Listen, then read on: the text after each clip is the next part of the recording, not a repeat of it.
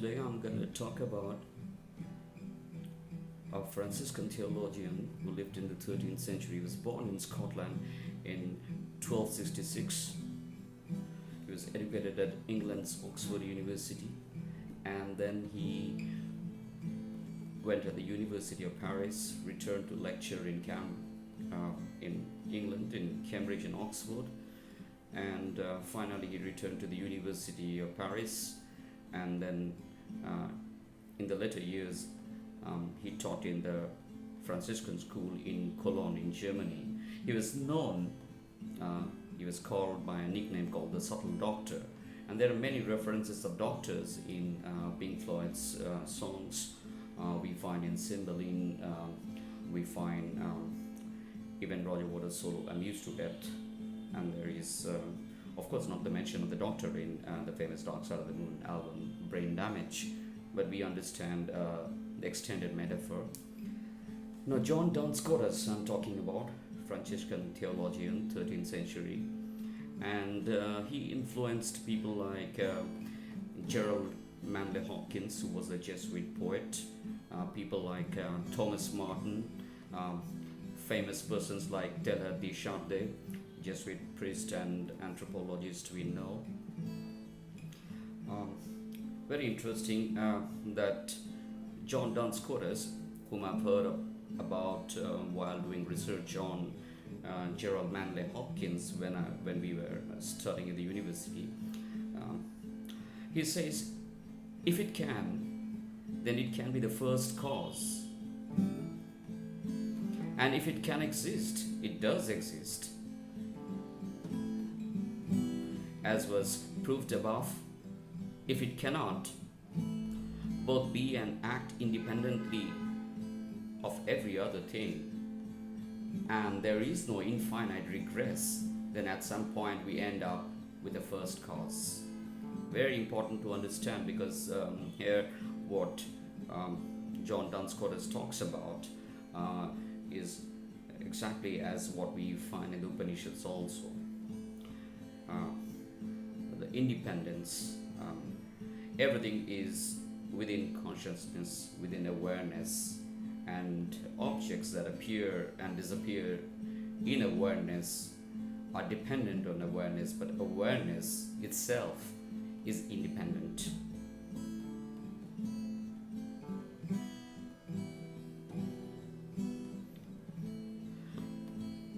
And we also know even Mr. Eckhart, the mystic, who also talked about similar things, and we know what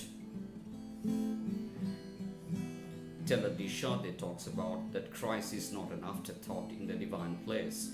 He is the Alpha and Omega, the beginning and the end of all things. Comes very close to our conception of Brahman, Omkara, the seed syllable. Now, we're going to play this song called Green is a Color. It's a 1969 folk psychedelic song from the third studio album after Syd Barrett left the band by Pink Floyd. It's written by Waters, sung by Gilmore. It's a beautiful song from the soundtrack movie. And Barrett was, I think, the director of the movie, who was a very big fan of Pink Floyd.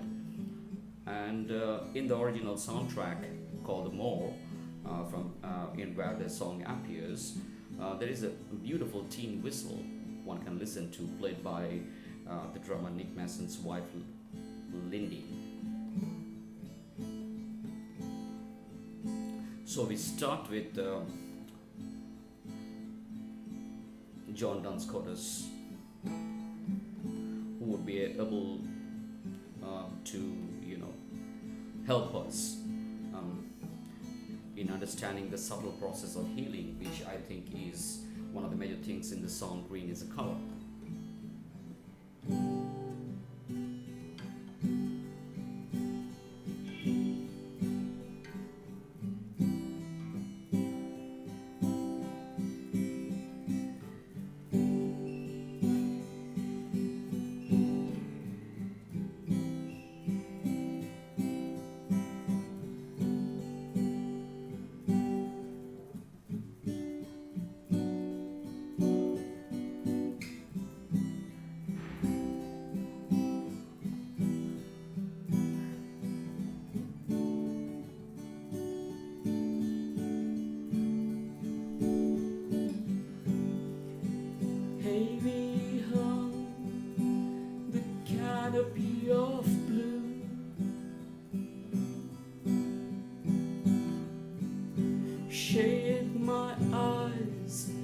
I can see you.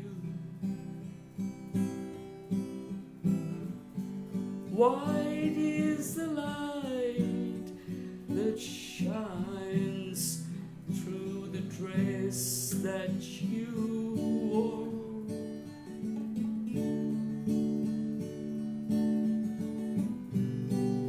She lay in the shadow of the wave,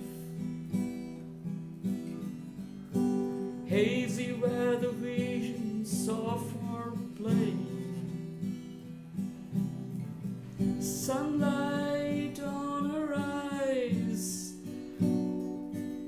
but moonshine made her blind every time. Ooh, doo, doo, doo, doo, doo, doo.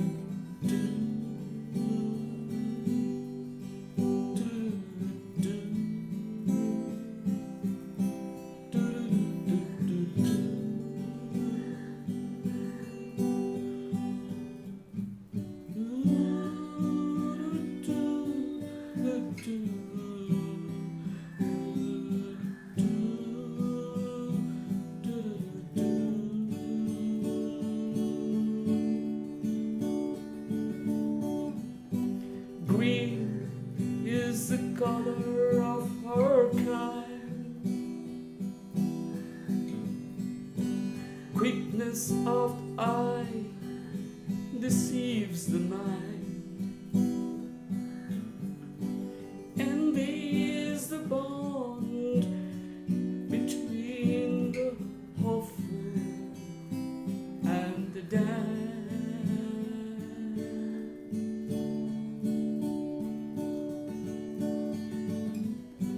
Heavy hung the canopy of blue, shade my eyes and I can see you. White is the light that shines through the dress that you wore.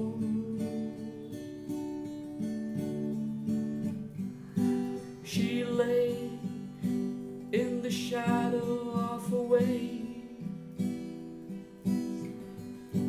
hazy where the visions of her play. Sunlight in her eyes, but moonshine made her blind every time.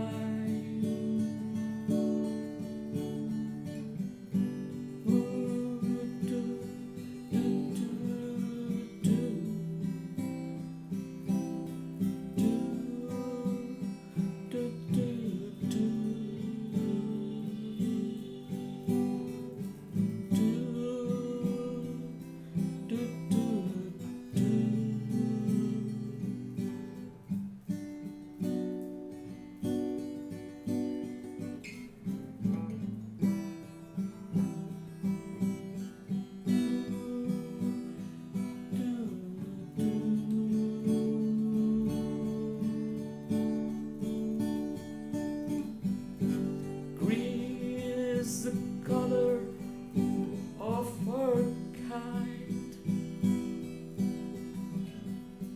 quickness of the eye deceives the mind, envy is the bond between the hopeful and the damned.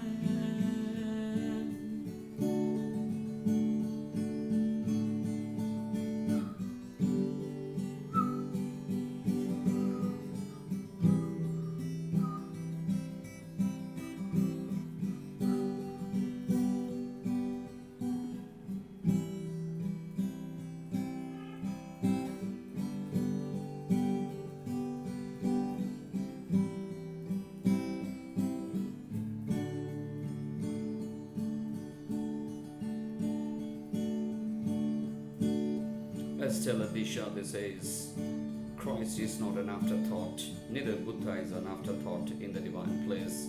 He is the Alpha and Omega, the beginning and the end of all things. If you're talking about integration, we need to understand.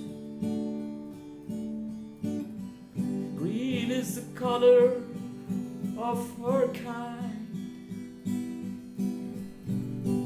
quickness of the eye deceives the mind, and there is the bond between the hopeful and the damned.